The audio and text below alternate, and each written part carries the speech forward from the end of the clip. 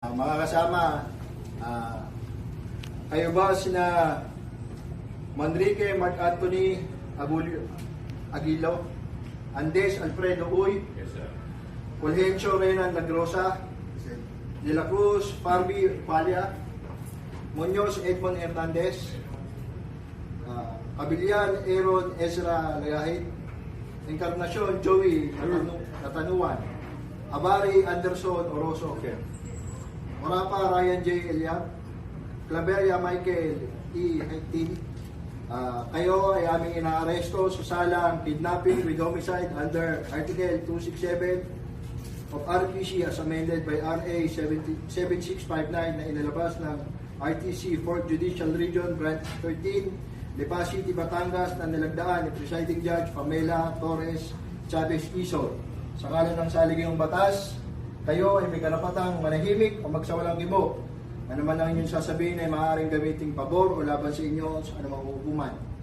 Kayo ay mayroon ding karapatang kumuha ng tagapagtanggol na inyong pinili at kung walang kakayahan, kayo ay pagkakaluban ng pamahalaan. Kayo rin ay magkarapatang kumuha ng sarili ninyong doktor na magsasagawa ng eksaminasyong pisikal.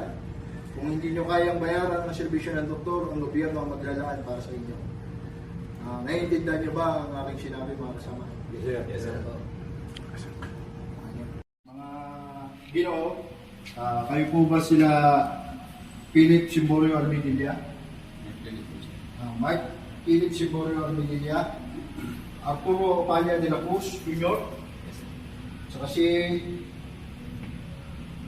Angel Joseph Pero Martini. Kayo ay aming inaaresto sa salang kidnapping with homicide under Article 267 of RPC as amended by RA 7659 na inilabas ng RTC 4th Judicial Region Branch 13, Lipa City, Batangas na nilagdaan ng Presiding Judge Pamela Torres Chavez Quezon.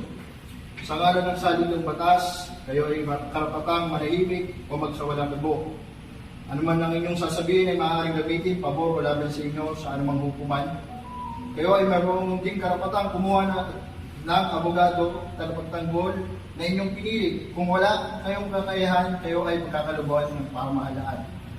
Kayo ay may karapatang kumuha ng sarili niyong doktor na magsagawa ng eksaminasyong pisikal. Kung hindi niyo kayang bayaran ang serbisyo ng doktor, ang gobyerno ang lalaan para sa inyo.